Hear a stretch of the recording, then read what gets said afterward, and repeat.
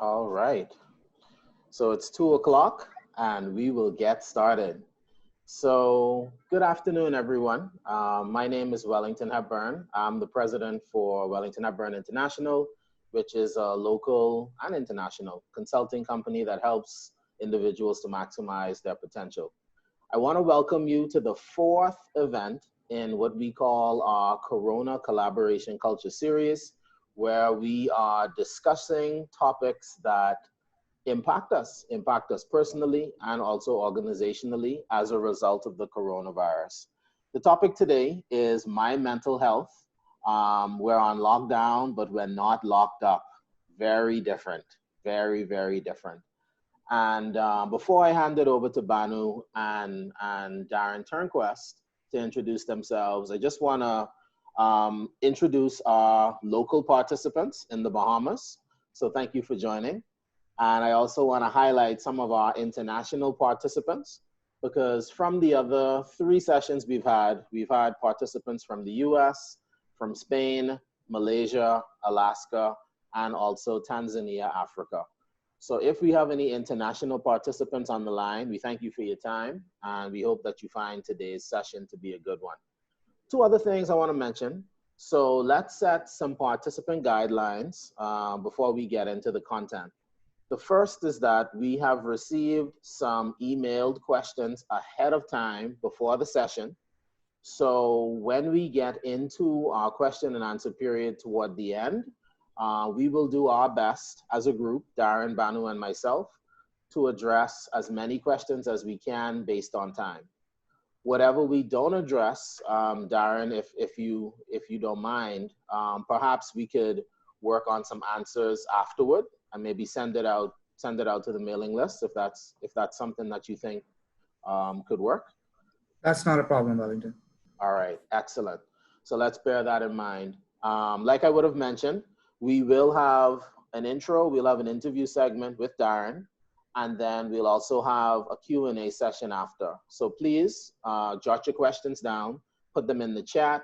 You can put it in the group chat or you can send it directly to Banu or I, either one of us, and we'll make sure to capture it and do our best to answer it. You'll also note that this webinar is being recorded, so I just want to point that out to you. We do plan to post it on the Wellington Hepburn International website and also on the YouTube channel. So I just wanted to make you aware.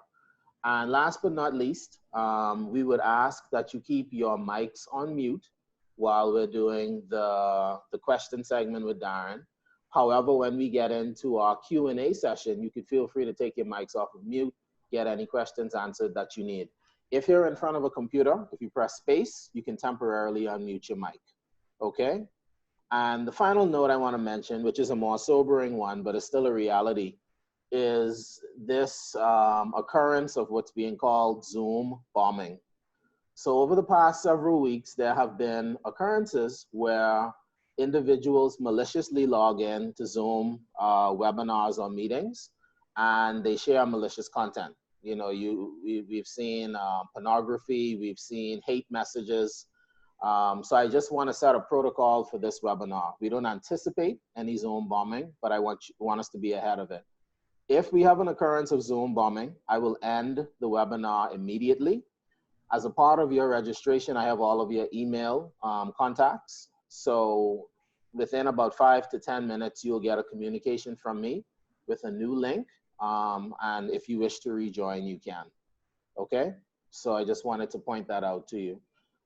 So now I'll hand it over to Banu to introduce herself. Good afternoon, everybody. I hope all of you all are well and keeping safe at home. My name is Banu Devi Nair, and I'm the Director for Academic Affairs at One Illutra Foundation, the Center for Training and Innovation. And I'm so very glad to work with Wellington Hepburn International on this series. So there are a couple of series that I'll be hosting together with Wellington Hepburn. So just to give a quick overview what One Illutra Foundation does. So One Illutra Foundation is a community development non-profit that helps organizations succeed by connecting them to resources like training, expertise, funding, technical support, So One Intra Foundation is an integral in facilitating implementation of the key sustainable development goals here in the Bahamas. So if you look at Center for Training and Innovation, which I'm directly involved in, so it's part of One Intra Foundation, and we are the first and the only post-secondary non-profit training business enterprise on Illutra, where we develop learners to become better citizens, to build a vibrant economy, but not just in the Illutra, but we're looking at the rest of the Bahamas as well. So our mission mainly is to drive sustainability and innovation in an educational and training environment, to empower people through skills development, leadership, entrepreneurship, community development, and a lot more. So you'll be hearing more from me later at the end of the session. So mainly why we're doing this together with Wellington International is because we want to get our word out there on the kind of training that we do. We're trying to empower people to do more. So we're cutting across citizens from all different levels of the community. So that's the quick intro of One Intra Foundation and CTI. Over to you now, Darren. Well, first of all, I wanted to just say thank you for inviting me to be a part of this webinar. I'm eternally grateful for it. I just want to let everyone know, well, I'm currently an executive at BTC. My true life purpose has always been to help people. I'm a counseling psychologist by profession, have moved through different areas of government, non-for-profit, and as well as also social development work in Boston.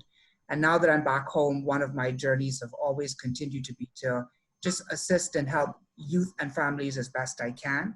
More often than not, it has been with underserved populations, but I find greatest benefit when working with those populations. So I'm excited to be here to support Wellington and Banu in this work that they're doing. So I look forward to your questions and a great discussion.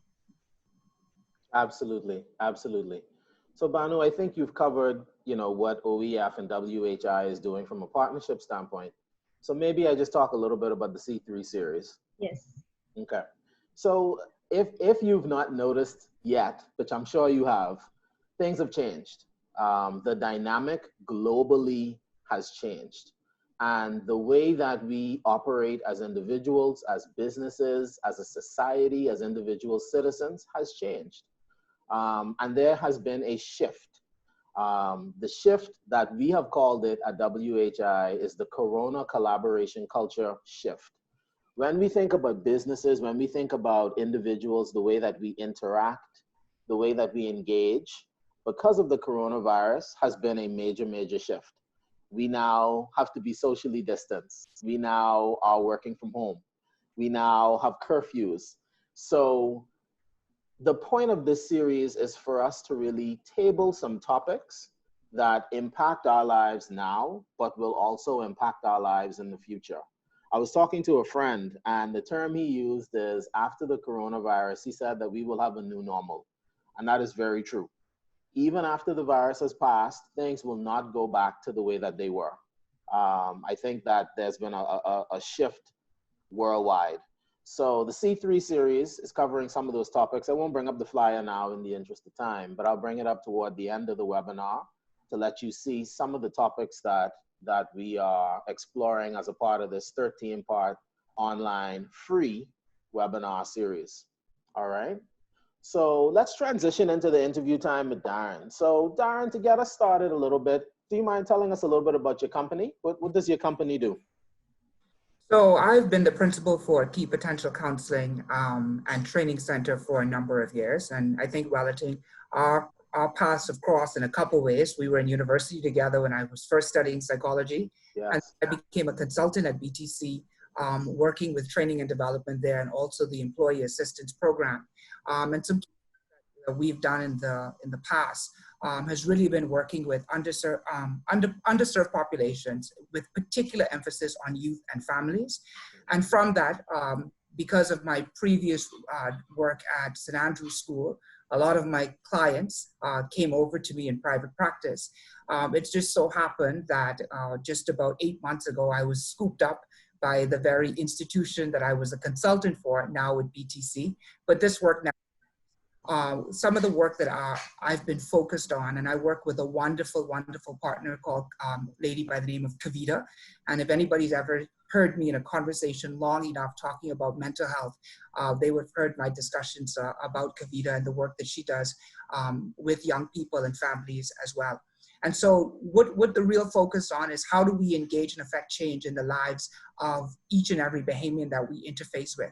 And that could be through formal individual therapy, it could be through group therapy, it can be through speaking sessions, and then those follow-up opportunities through the speaking series that I've done in so many different places. And I'll talk a bit about today about some of my experiences as it relates to shifting or pivoting to ensure that we're able to sustain our own mental health.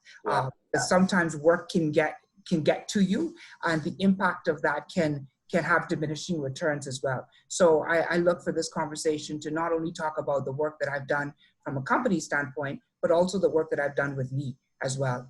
Mm-hmm. Absolutely, absolutely. Wholeheartedly agree. Over to you, Banu. All right. So it's nice to hear the different things that you have done. And by the way, Kavita is a good friend. So when I told her about, when I told her about you, she's on the call, by the way. And when I told her about this, she said, "Oh, Darren is a good friend. I'll come in." So that's really nice. So Darren, could you? I mean, you mentioned about some major projects. I know you mentioned briefly. Can you summarize some of the current major projects that you're working on for the benefit of the listeners today? So one thing that we're working on right now is a speaker series, and also that speaker series is to really work to help individuals to understand where they are, to be able to really go into some form of self-reflection that is guided, because oftentimes we're not comfortable doing that introspection on our own. We take the coward way out when it gets too emotional for us, or we begin to dig too deep in ourselves, we begin to cram up. And so it's how do we get people to guide them through their own introspection, their own self-reflection, to bring about what their next plans are and to be able to hold them accountable to that. And so some things we're able to do on a macro level, but then there's some work that we need to do on a micro level that can happen within small groups. And I think the more individuals we get to really begin to live their best selves and to find the truest form of their best life, I think we'll have a better Bahamas as a result of it. We'll definitely have better families. And one thing that's always dear to my heart is we'll have better kids that's coming into our schools, into our homes, and into the community. Absolutely. Wow, that's amazing. All right. So, and you mentioned about the speaker series that you do. You will be sharing that, I suppose, at the end, or you want to talk about it now?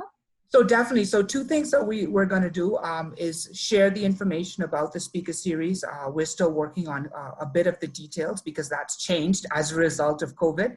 But one thing that I will be doing in the very near future, probably within not next week, but the following week, is going to do some Instagram live discussions. Myself and Kavita and Jenna Christie, we've all been asked, what are we doing about this mental health discussion, and how are we able to support people at the macro level? Even if it's just to give information out there, it's just not always clear to get information on how people can be supported and what are the avenues for support for the large grouping of people who might not have it readily accessible to them. And even our colleagues who are in the family islands as well, where we know that professionals in this field are not always readily available. And this time, I guess virtual now is not seen as the second class to therapeutic intervention, but right now it's the only class to therapeutic intervention. Correct. And that works out pretty well. So I think definitely the pivot for us in mental health with this whole virtual space now moves us to the can-do attitude and to where our colleagues in the remainder of the Western world has been for a little while, but we've not been sincerely comfortable with it as a grouping. Okay, that's great. It's amazing. I'm just looking forward for more information so that we can share with the rest. Definitely. But definitely those who have me on Instagram, please, you can add me. If you don't have me, KD Turnquest, and you'll see some more information coming out there. And also you'll be able to see my own journey through COVID-19 and some significant changes that I've been making personally as well. Yeah, that's interesting. In fact, I see a lot of things happening on your Facebook too. So I get very excited looking at, wow, Correct. how do I ever keep up with you? Exactly. So Darren, this event is focused on promoting good mental health during the pandemic. So let's start, perhaps you could define what mental health is. Okay. So when we think about mental health, the first thing that I want to get out the way is the stigma that mental health means that somebody is going crazy. And I don't like the word crazy, but I think we have to have a real conversation that every single individual has this component of their lives called mental health. And that looks at the emotional, the psychological, and social well-being of who we are as a person. And when we think about that, we all experience feelings of depression at some point, feelings of anxiety, feelings of hopelessness. We have these feelings that are fleeting sometimes. So they're here, they come, they go, somebody passes away, and we have this feeling of hopelessness, but that kind of disappears. We don't get a job, or we get laid off of our job, and we feel feelings of depression, or we feel down, quote unquote, as we call it. But that eventually goes away as well. But then there's some of these major life stressors that really bring about an impact that is negative on our mental health, that takes us, and from a clinical standpoint, we say 2 standard deviations. Well, from a person-to-person discussion, let's just say that those major life stresses take us to the point where our behavioral change becomes observable to our families and our friends. And the interesting part about it is sometimes this becomes observable to our families and friends, but we ourselves are not approachable enough for them to be able to have that discussion, or they're not comfortable to say that they've seen a significant change. And so these changes can be as a result of a family history of mental health problems. It can result of a major abuse or trauma that would have occurred in somebody's life. And of course, there's the genetic component to that as well, where people and their mental health are more susceptible to particular diagnoses because of their genetic predisposition. But what we're really talking about with COVID-19 is as a result of us being in a change dynamic, our existence as we know it is different. And how are we able to cope with that on a day-to-day basis? And you and I had a brief discussion yesterday about, what people are dealing with as they go through COVID-19. Some people said, I'm so excited, Darren, that I get to go home. Well, home for some people is not a sanctuary. Home in actuality, the worst experience that they can have. In some cases, home is not a place where they can actually even, regularize in terms of mental health, because there's 12 people living in that house. And while the house is not designed for 12 people, 6 people work evenings and 6 people work mornings, so they never really see each other. Now you have 12 people in one spot with an individual who's already been going through some challenges, some issues, or have potentially lost their jobs, or have lost their jobs, and now they have to kind of get back to an equilibrium. Well, nothing is really equal right now in the first instance, so the most we can do with that is cope. And so the overall aspect is that everybody has this degree of mental health, and the old people always says that is, what is the straw for each and every one of us that breaks the camel's back? And so what are some of those triggers, or some of those moments or instances that puts us back to a place where we don't feel mentally whole, or as whole as we know ourselves to be? And I hope that answers some of the questions. And I guess we can dive a bit more into this as we go through some of the remainder of the questions that you have. I think that's huge. I heard you say emotional, psychological, and social, Correct. and as I even think about that, I'm doing some self-reflection on myself, because, it makes you introspect, right? Correct. So now that you've defined, I guess, the categories of what mental health looks like, what should we consider when we think of good mental health? Like, what is someone, or what are the characteristics or categories that are used to say that someone has good or strong mental health? So there are a number of categories, but when I speak to my clients, I often say to them, balance is so key. When we look at a beautiful balanced meal, something about that meal looks colorful, something about that meal looks appetizing, and each component of that meal has carbohydrates, fats, proteins, the whole 9 yards. Maslow's hierarchy of needs speaks to this whole idea of self-actualization and what it requires for us to actualize. So we understand that there are needs for food and security, there's sense of belongingness, so there's so many different elements of, is your family structure where you want it? Is your professional life where you want it? Is your friendship circle where you want it? Is your romantic life where you want it? And even if those things are not where you want it, what are the steps that you are taking in order to line these things up to get to the point where you are self-actualized as an individual? So I would say to some of my clients, romance is not a major issue for some people because they're not interested at this particular point in relationships. The professional aspect is not an issue because all of their ducks are lined up there. But from a family aspect, there might be some things that have not been, some stones that have not been turned completely in the right direction that we've been ignoring, or we've been so busy taking care of the professional that we've forgotten the familial aspect of it. And now with the COVID-19 struggle, that same family that you've not been so well bonded with now becomes your complete existence for 24 hours. Imagine that in itself could be a difficulty. For some individuals, it's the romantic aspect that, they might be going through some challenges with their loved ones or their partner that might have not been so difficult for them because rather than leaving from work at 5 o'clock, they were leaving work at 8, 9, 10 o'clock at night, saying that they were working on a major project when in actuality they were working on a project of avoidance.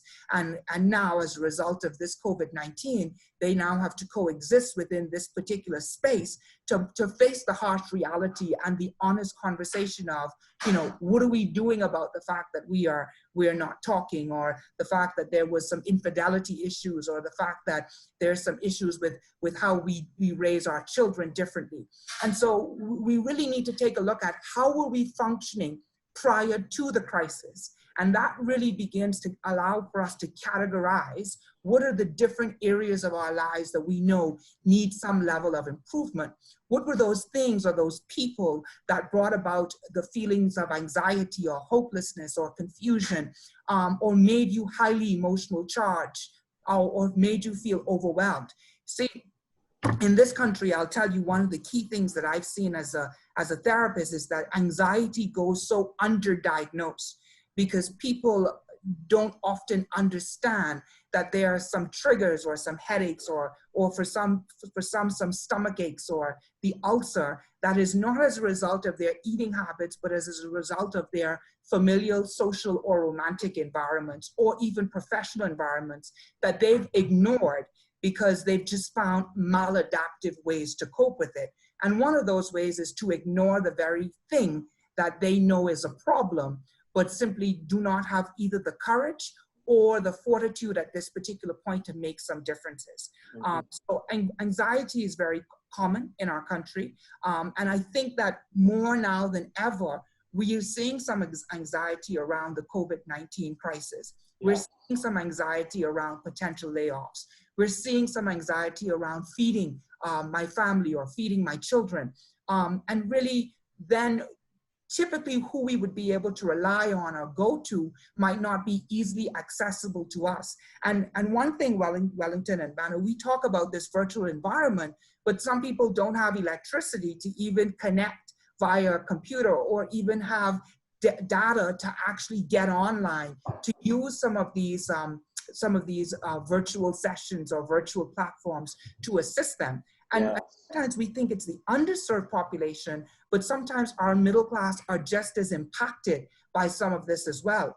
The other category is, individuals now have to go from being the executive to being the cook at Atlantis to being the secretary at an office, and they now have to homeschool 3, 4, and 5 children all at one time in a home environment that really was not built for work at home, teach at home, cook at home, and have everybody at home at the same time. So when we think about this mental health discussion, we have to think of how changed the environments of each and every individual has been. You know, I live at home with my brother, and more often than not, I have to go in my room to actually have a meeting because we're both speaking loud at the same time. So, you know, I'm operating sometimes out of my room, sometimes I'm operating downstairs, and even that is an adjustment, but it comes from having an understanding that when one is having a meeting, the other one pipes it down a little bit. Yeah. The other one is having a meeting, vice versa. But that goes back to understanding, and it goes back to healthy relationships as well. We know that a lot of people have struggled in their home spaces with healthy relationships and also resolving conflict. So that's some of it, and I guess we'll go on to with the other question. No, I'm fascinated when I hear your response, you know, when you talk about balance. And it's interesting because for topics like this, it makes you introspect. I know one of the triggers for me is that even though I have learned how to be extroverted because I enjoy public speaking and things like that, I'm still very much an introvert. So for me on a daily basis, I just give me an hour of silence, you know, just quiet, introspecting time. And I find that for me, if I don't get that, then I start to see other emotions and behaviors and stuff that aren't characteristic of me. So, you know, when you think about this balance concept is interesting. Over to you, Banu. So Banu, I think you might be on mute. Yeah, I was muted. Sorry, Barrington. As I said, I recall seeing you sometimes just walking, and then but you're like saying something to yourself. I'll be wondering, Barrington, you're saying something. So that's probably your introvert moments. So It's possible. It's possible. Sorry, Banu. There's some people who are asking. I think the meeting is asking them for a meeting password. There wasn't a password, is it? There wasn't a password, no. It was not, no. No, okay. it was not. Okay. Yeah, I'll take care of the chat though. I'll take care of the chat. Yeah, if you can take care of that. All right. Darren, I think there's a lot of things I'm learning now as I hear you say, because people are talking about mental health, and it's like as you brought totally a different perspective to this whole thing. So my next question to you, much of the pandemic related mental health advice encourages people to distract themselves from bad news and difficult feelings, to limit their time on social media because it can be very straining on you, and then getting people to exercise more. So how far do you think this helps? What's your view? So I think the social media has been a great benefit, but to my annoyance, some of the forwards and the WhatsApp messages and some of the things that have come out from all over the region and all over the world has really brought about a type of panic with people that is not something that we necessarily need. And I think sometimes people don't understand how to distill information properly. And I think the challenge with COVID-19 is that the narrative has changed so much. You know, from one moment it was, you know, you needed to wear a mask, to the next moment it was you don't need to wear a mask, to children can get it versus children can't get it versus children could get it. Animals can't get it versus animals can get it. You know, there's been so much from the legitimate media that's been challenging for individuals. I think now to get even more information that is not necessarily the best information and to muddy the waters further takes people into a panic because they don't know what to believe or which direction to go.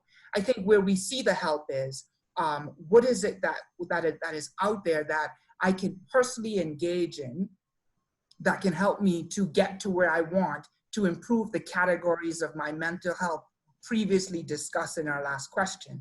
You know, how do I use social media to benefit me versus how do I use it to read information that's not going to be beneficial to me?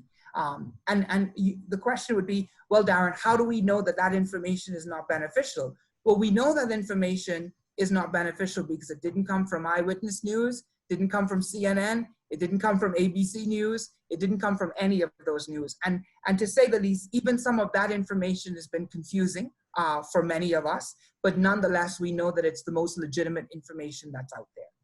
Yeah. Yeah, absolutely. Thank you. Absolutely. So here's an interesting question for you, Darren. You've heard the Prime Minister say himself that during this pandemic, the government's number one priority is to try and save lives. And based on what he's communicated, that's why they're taking stricter measures such as curfews and weekend lockdowns. I'm just curious, why then do you think some people feel that these lockdowns are almost like a form of punishment? I mean, I've even heard some people refer to the lockdowns as being locked up. They're taking my freedom away. What's your take on that? You know, change is always difficult, Wellington. And we are a people, especially in the Bahamas, that we are allowed to do whatever we want to do, and we are allowed to free roam, and it's really, really lax in terms of the rules. Let's just think about traffic violations in and of itself, right? Yeah. And now all of a sudden we've gone not in a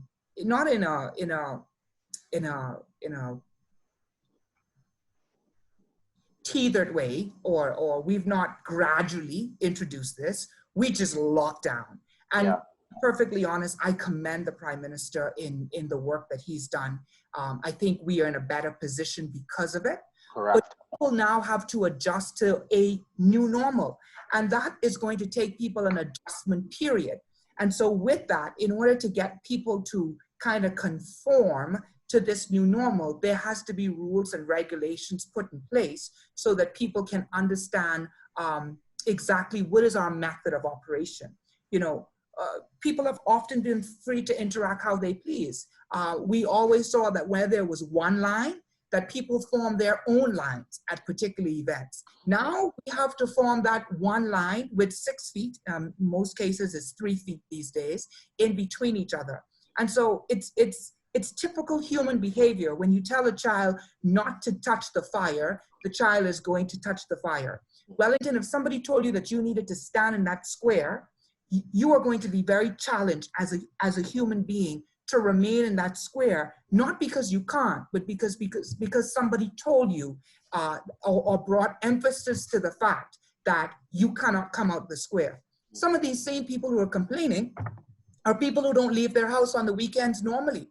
But just they cannot go out means that it's like the Adam and Eve concept, every other fruit, but that particular fruit, right? Just because they cannot go out brings that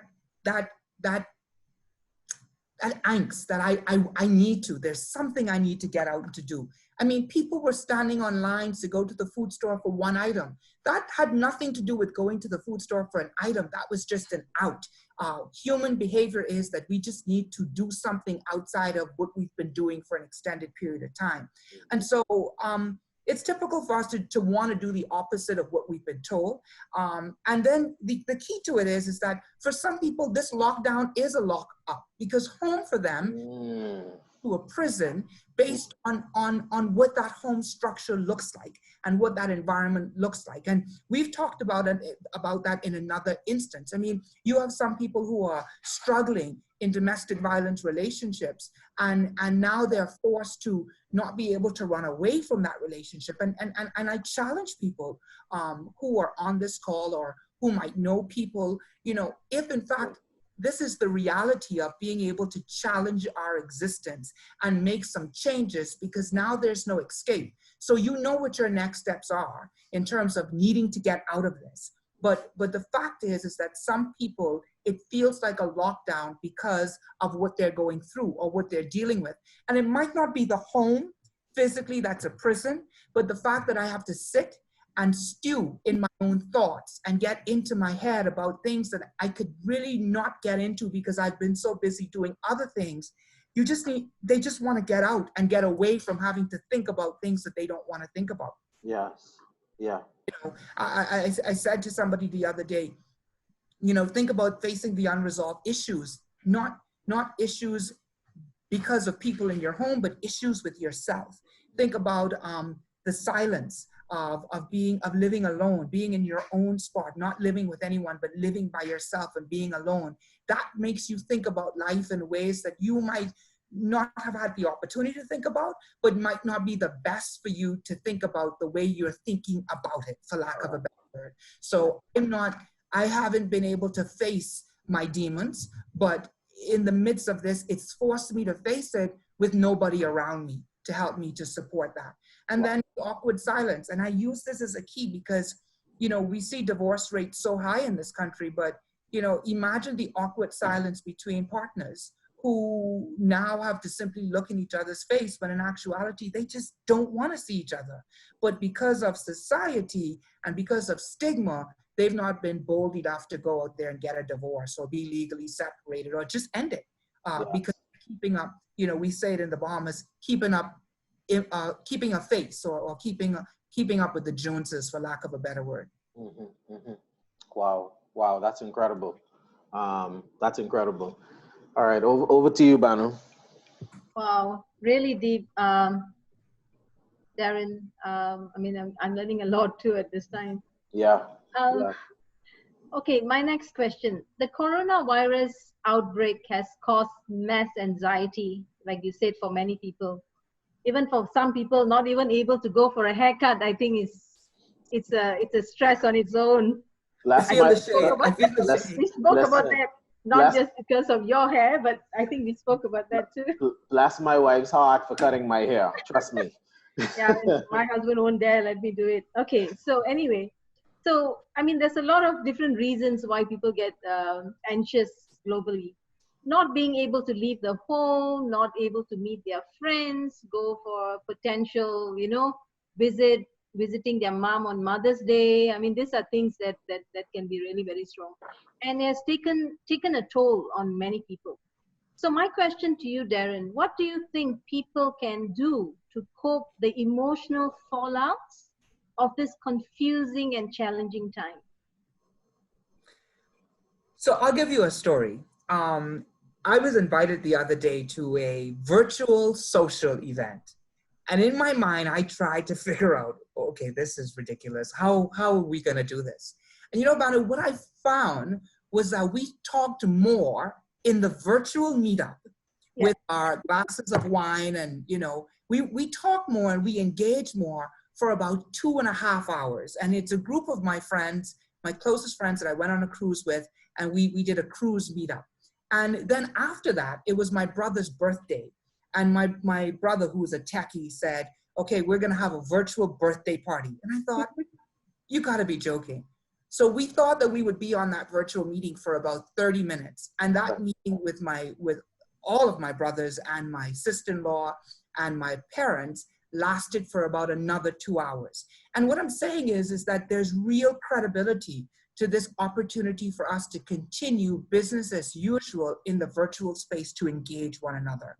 And I think the concept of virtual meetings have never been so real, and it's a newfound respect for it, because we can engage with each other in a way that in actuality, where we're forced to talk in those particular spaces, rather than some individuals being the quiet one who sits there at the party or at the event or at the little meetup. Everybody has their opportunity to talk and do so respectfully. I'm a talker, and so in a virtual space, I have to literally sit and listen to each and every person, when in actuality, naturally, sometimes I just take over conversations. But in virtual spaces, it gives everybody the mutual and equal respect to engage at all levels. The other part of it that I think we can do is emails. We're so busy seeing work emails that this is the time to send some heartfelt emails to people who you've always wanted to just send a word of encouragement to. Tell them how great they are. Tell them how much you respect and value them, and share that love in a way that is electronic as well.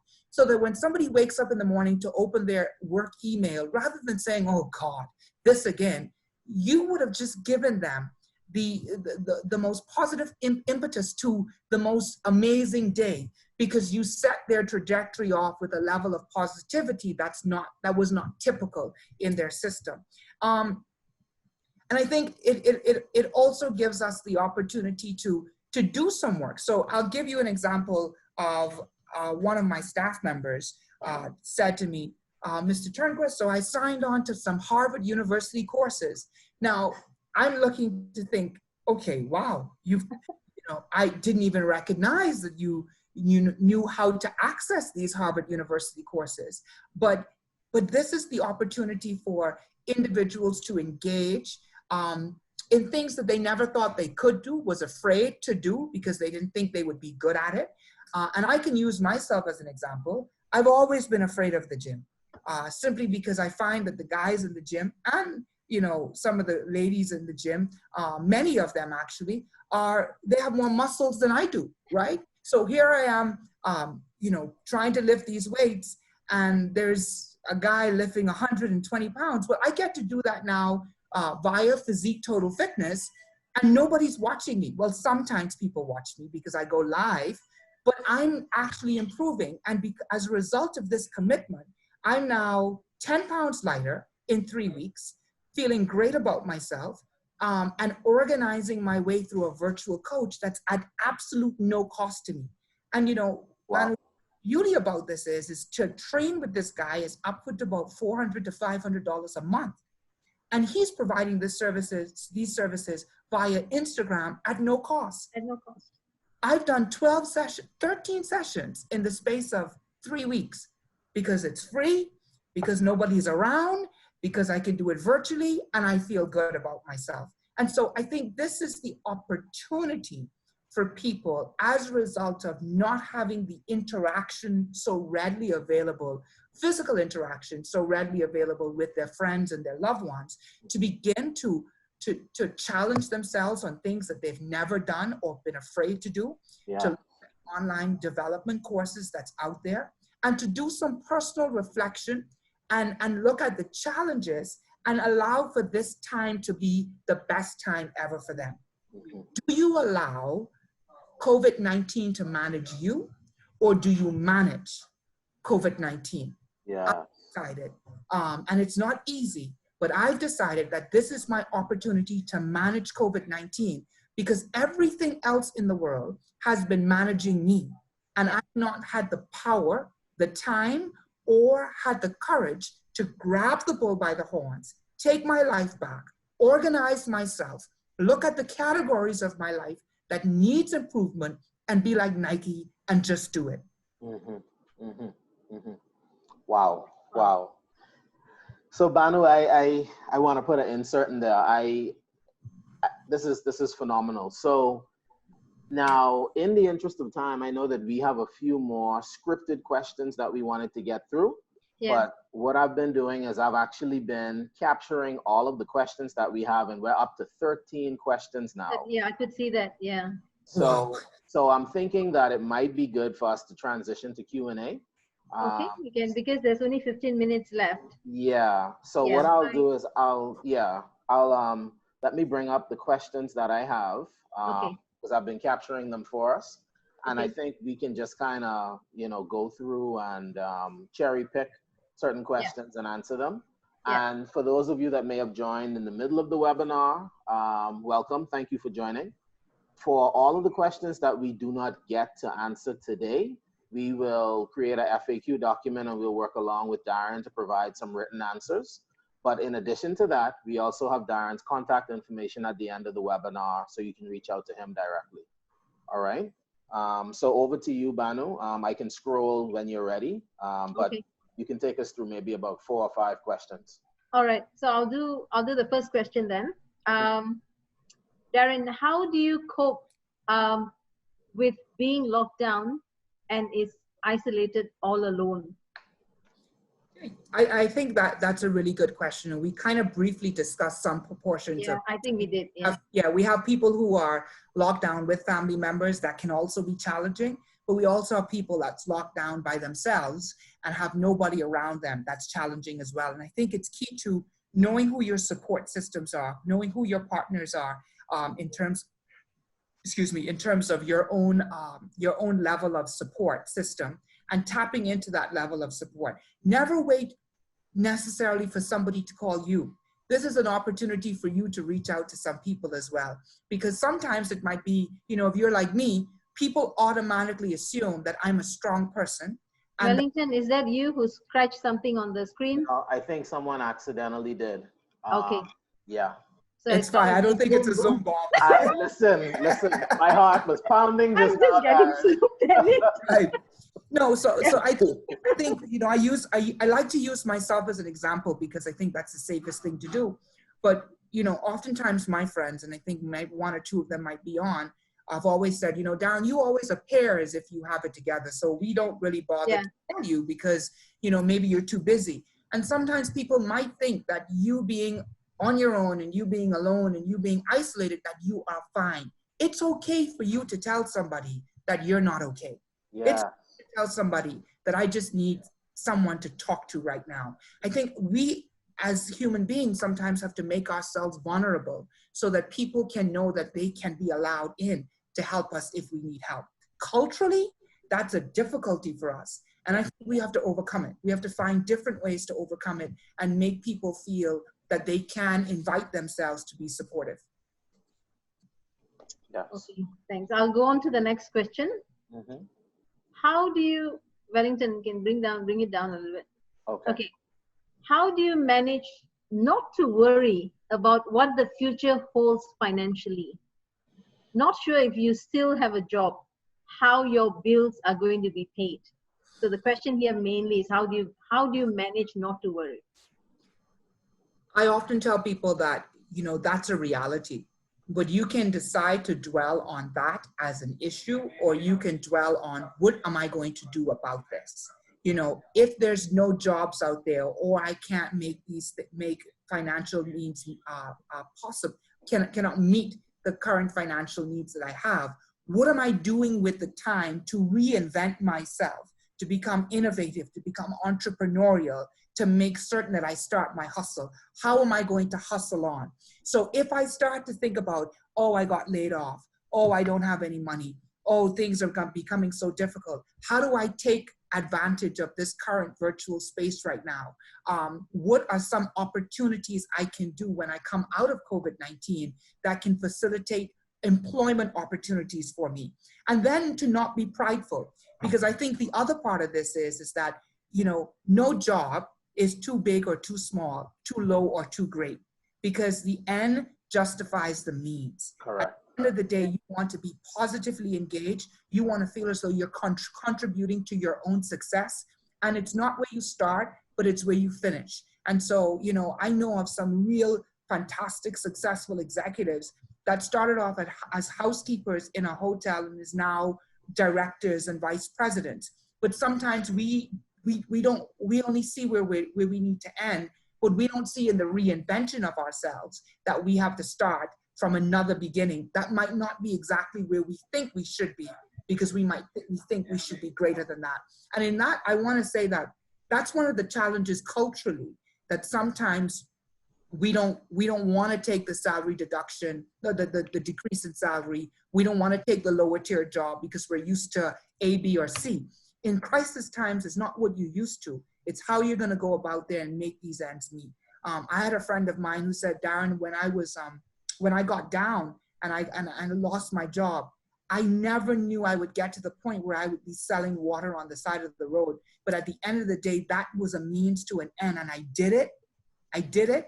And now I'm an entrepreneur, not selling water on the road, but I'm an entrepreneur as a result of a very hard decision that I made to swallow my pride and get off my backside and do something about the mess that I was in. Yes, yes.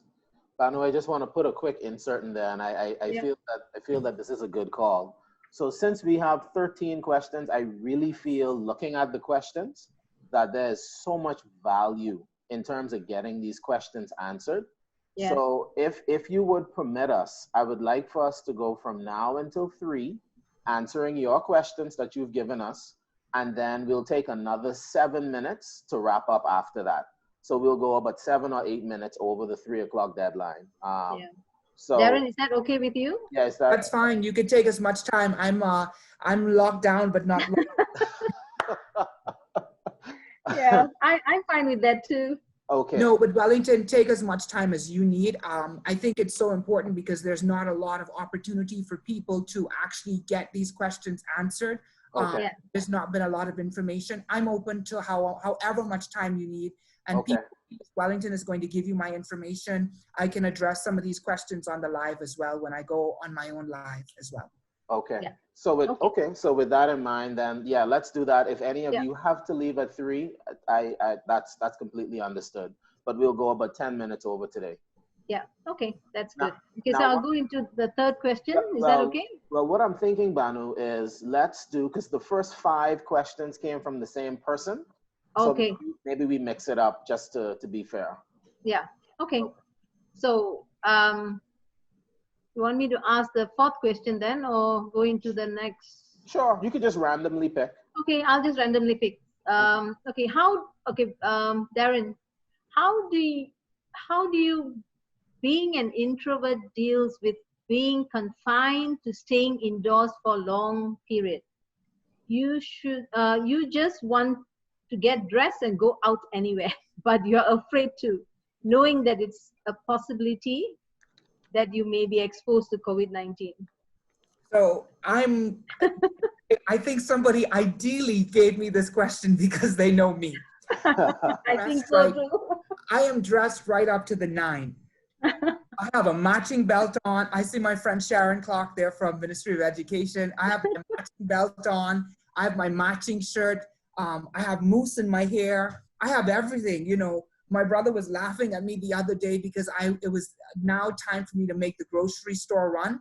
I dressed up in all of my business attire for the grocery store run because I just needed to have it. I mean, right now I'm wearing cologne.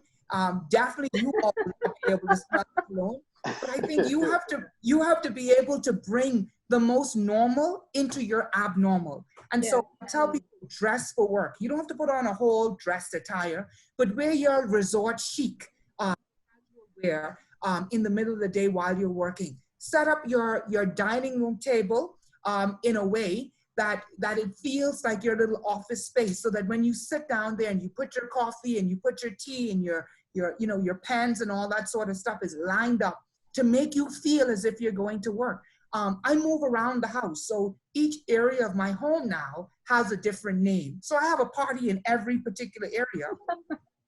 And so beyond that, you know, tap into the virtual space. I know it's difficult sometimes for extroverts to feel as though the virtual space can work for them. Listen, you be as animated as you need in the virtual space. You feel as you use words, touching words, to make you feel as though you're actually embracing somebody. You know, take a walk around your yard if you have an extended yard, or, you know, walk around the house. Do whatever it is that you look at yourself and you say, my God, what am I doing? It's not. You're doing whatever you can to cope with the current existence that you have now. And I think it's so important. But you cannot go out there and be exposed, because you're not only protecting yourself, but you're protecting the people that you care about as well. But dress up. You know, I saw a very good friend of mine. I can't remember what kind of party it was. It's that Met Gala. So her and her family had a Met Gala, and they put on a formal gown, and they virtual meeting, and it was beautiful. Wow. It was really interesting to see how it came about. So my thing is, don't let it stop you. With your virtual friends, I know my friend Stacy is on from Turks and Caicos. I'm going to call Stacy, and we're going to do a nice dress-up meeting with a nice glass of Pinot Grigio. I don't know if that's how you pronounce it. I'm not fancy, but I'm just going to do it. Why? Because this is our opportunity to connect, to deeply connect, and to make this an exciting adventure for us. Wow, that's so interesting. I mean, we celebrated One Illutra Foundation's 8th anniversary yesterday. The anniversary was actually on Earth Day, but then we had a belated one yesterday, and we all met. And I told my daughter I'm going for a birthday party, and she was like, "What?" And then she came just to look, what is it that we were doing here with a glass of wine and all that. That was interesting. And then where Sean actually spoke about everyone, the experience of, you know, everyone in the last 8 years, what he could remember. And that was really nice, I thought. I mean, it's really nice. I just love this sort of session. Yeah. The new word is pivot, Banu. It's pivot. Yes. Pivot the way we typically function, but don't allow this to cause us to lose our function. Yes. Yeah, that's so true. Wellington, if I can take the question number 7, if you can scroll down. Yeah, sure. All right, this is a big one. The World Health Organization names stress as the 21st century epidemic. So, is stress the new norm? If stress has become your norm, what do you do now in the short term and in the long term? So let's put it like this. We all go through stress, and there's two types. You have distress and you have eustress. And eustress is the positive type. Distress is the type of stress that's going to destroy us. It's going to make us physically ill. And I saw there was another question talking about physical health and how physical health can be affected. And physical health can be affected by distress. And so you have to be able to identify the factors that are bringing you to the point of distress and making certain that you're able to tailor those factors off or able to control your response to those factors. So in itself, if you have a spouse that you know distresses you, then it is not the spouse that is distressing you, it is your response to the spouse that is distressing you, which means you have to change your approach. And you might say, well, but they're at fault. It doesn't matter because you're allowing that stressor to manage your emotions. You then have to become in control of your emotions. You then have to become in control of how you are managing your stress. I had a permanent secretary of mine, really good friend, who's on, and she would often say, I'm not bringing that into my space. I'm not bringing that negativity or allowing that negativity to come into my space. And so you determine every day. You can tell when something is bothering you. You can tell when something is hinging at you. You then have to identify what it is, determine how you're going to manage it. And when you've determined how you're going to manage it, ensure that you hold yourself accountable to the management strategy, right? So if you have somebody who's always online, who's harassing you or bullying you, they're bringing about a change in how you feel. Your management of that is to block and delete them. If you cannot address it with two individuals talking and resolving the conflict in a particular way, then it's like a surgeon who's fighting cancer. You have to cut it out and cut it off. So this goes how you manage it. Eustress for me is every time I think about my workout on Monday, Wednesday, and Friday with Coach Keith, that's eustress. Because I'm going to feel some anxiety because I want to make sure I do the exercises right, but it's making me feel good and I'm going to get a positive outcome at the end. Those type of stresses you should continue to do. So when you think about it's 3 o'clock and I usually take a walk or I usually go outside and run in the spot, or it's morning time and I'm trying to avoid eating fattening foods, that's a eustress. That's not a distress. Now, drinking the aloe vera might feel distressful, but it's going to be eustressful after you've taken it. So let's clear the two things. Stress is normal, but it doesn't have to be our new normal to be distressed. No, that's not okay. Wow. Okay, that's good. Yeah. Wellington, I'll move to question 10, I think. All right. There are no doubt countless benefits to working from home remotely, but research shows that being always connected and accessible by technology leads to the blurring of work and non-work boundaries. Hence, the new norm is creating higher stress. How do you deal with this new norm? So the first time I've ever told my boss no was 6:15 one evening when he was calling me about a really important matter. And I simply sent him a message and said, I can't talk right now. I'm currently working out. That felt so liberating because sometimes boundaries are blurred because we've not done a good job at setting them. Sometimes boundaries are blurred because we have put our family and our loved ones secondary to our jobs.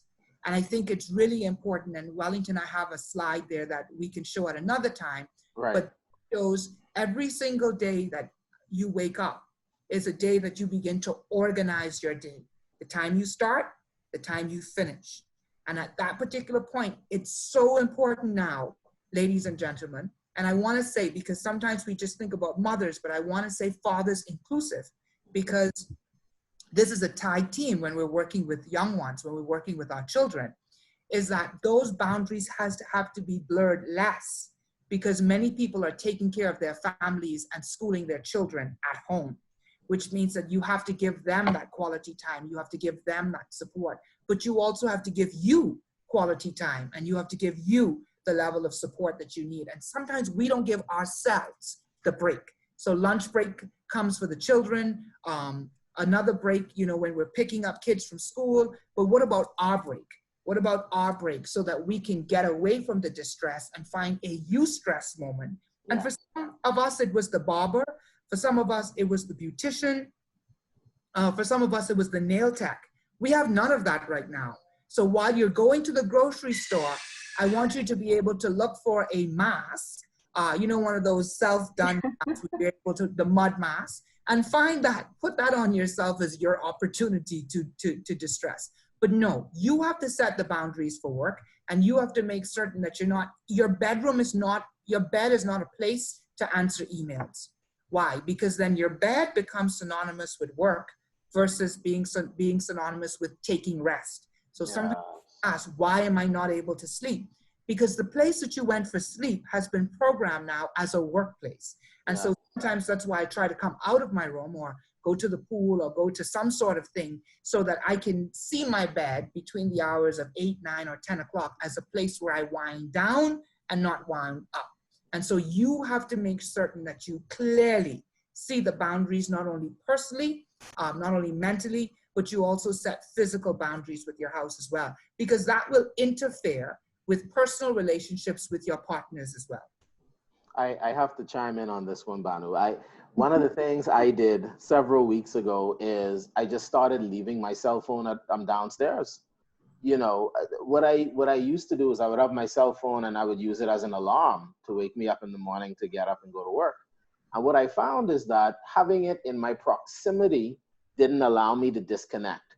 So anytime that red or blue light came on, I just have to see if someone wrote me. Maybe it's an email, maybe it's someone on LinkedIn having a question, you know, and Rose, who's my wife, we had a conversation about it, and we're like, we're just going to turn our phones off, get a regular alarm clock, and leave them downstairs. Mm-hmm. So that when it's time to go to bed, we actually just go to bed. So as I hear you say that, there are some practical tips that we can take and steps that we can take. And sorry, Darren, you can go ahead. Right, I want to say this. In relationships with our children, our friends, our loved ones, partners, it is important for us to be present. And so with you having a cell phone next to your bed, you are currently there, but not present to the discussion, present to what is happening between both of you. And there's some times where we miss nonverbal cues, or we miss small things that's being said to us in conversations, because we are physically there, but not emotionally present for our loved ones. Yes, yes. Okay, so I see we're slightly past 3. And I see where a few individuals have left and also joined. So I just want to repeat what I would have said 10 minutes ago. Yeah. So we're purposefully going over time to allow for the questions that we've gotten. On the screen are 13 questions. I'm sure that there are more. I haven't been looking at the chat for the past couple minutes, but for those questions that we have not answered, we will get back to you with written responses. And very shortly, you'll also get the contact information for Darren, so that you can also get your questions answered directly. So at this point, what I'd like to do is just wrap up with a couple key themes. Yeah. Darren, you have, it's incredible the wealth of knowledge you share. Wellington, you're breaking up. Oh, can you hear me better? Yeah, now it's fine, yeah. Okay, apologies. But Darren, in the hour and 3 minutes we've been on the line, I feel like you've shared tremendous wisdom. Some of the notes that I've made is the difference between, you know, it's okay to talk about mental health because it does not mean that you are crazy. You know, when we talk about mental health, we're talking about emotional, psychological, and social. You know, you talked about when we think about good mental health, it's all about this equation of balance. you know, when you look at your, and you gave a couple examples, I'm sure that there are more, but is there balance between your professional life, your family life, your financial life, your romantic life, you know, and ensuring that you have as much balance as possible. You know, you talked about how in this time there's an opportunity for us to operate business as usual, but just in the virtual environment. You said something about how we need to be aware that we are managing this COVID time and not allowing it to manage us. So there were some key themes that I just wanted to kind of summarize. You also said too that, you know, we need to try and bring our normal to this abnormal situation. So I just wanted to kind of summarize those notes Yes. before I hand it over to you to share a little bit about your business. Well, great. So Wellington, thank you so much again for this opportunity. I want to let everyone know that I'm going to be doing quite a bit of work with my team through this COVID-19 pandemic. And really, Wellington, thank you, because I think you and Banu have really brought to my attention through our conversations how much more above the line I need to go with some of the discussions that I've been having. There's a fantastic team we got to that I've had the pleasure of working with, but have not worked with them for a little while, that's being run. Also, I'd wish for you to get in contact with them as well, Wellington. They're doing some fantastic work in terms of mental health and mental support.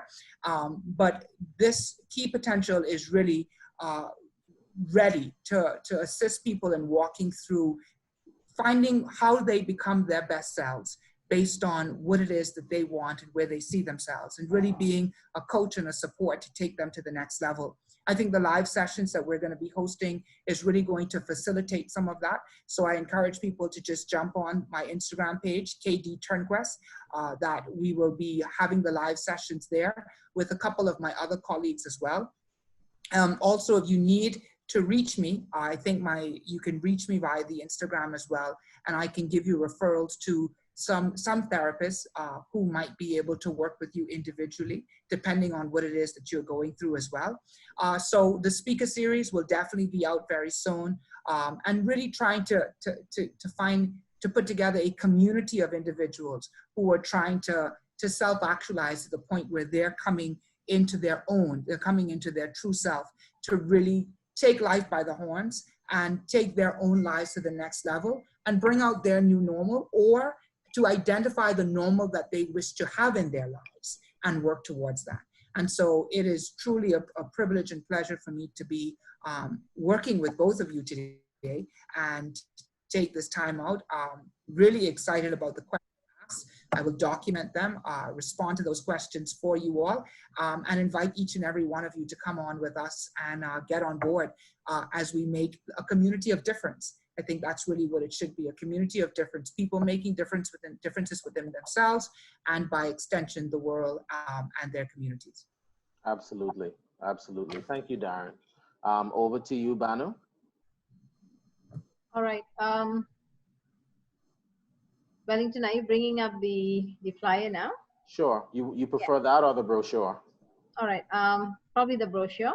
Okay. All right. Bringing it up right now. You can start talking. I'm bringing it up. Okay. All right. Just as we wrap up, I think I shared much earlier at the beginning of the webinar series. We are happy and pleased to work with WHI on this series, the C3 series. Just again, a quick overview. One Ultra Foundation, we are a community development non-profit that helps organizations succeed by connecting them to resources like training, expertise, funding, and technical support.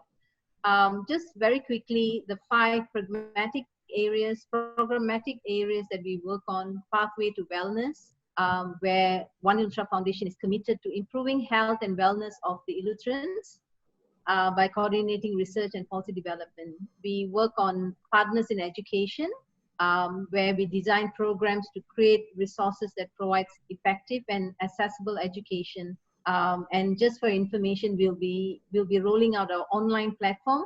We'll be launching a lot of online programs, so that'll be coming to you pretty soon.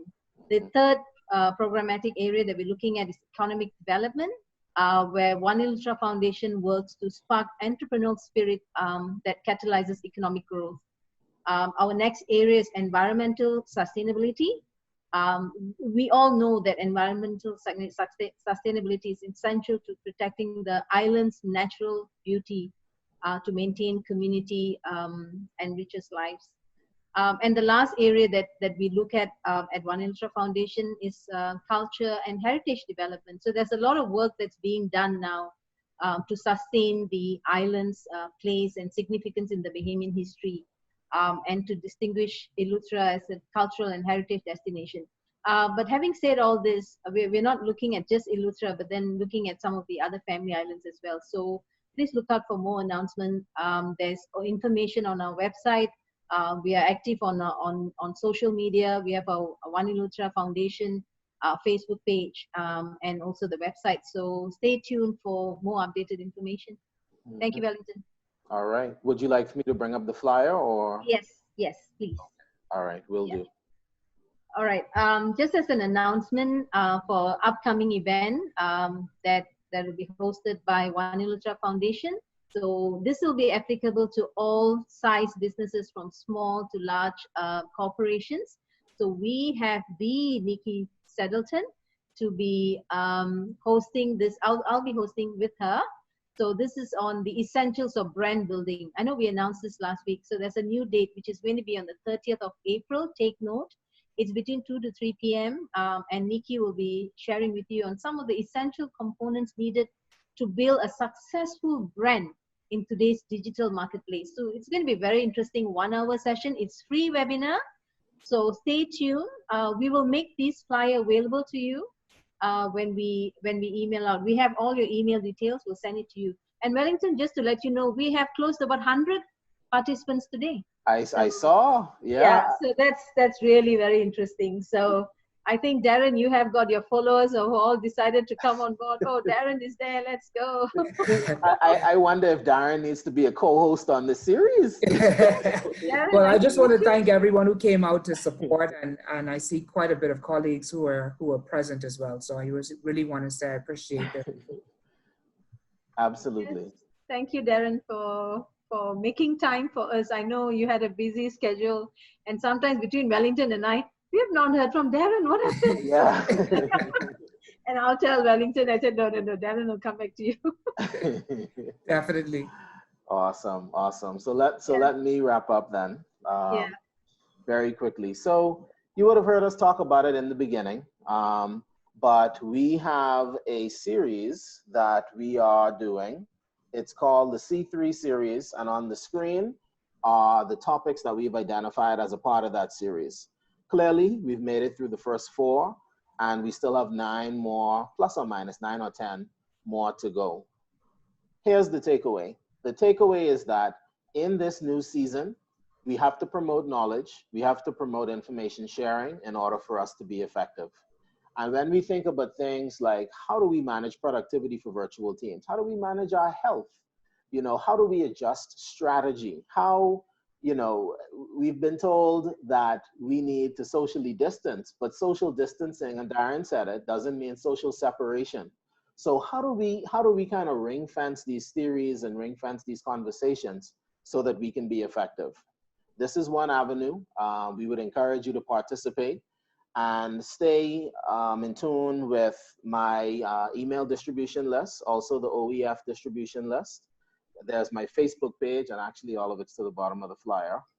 My LinkedIn, that's my direct cell on WhatsApp, so you can also feel free to stay in contact with me so that you can be a part of these sessions, all right? Last and not least, I also wanna say that using one of the themes that Darren shared, you know, Darren said we need to allow us to manage COVID and not allow COVID to manage us.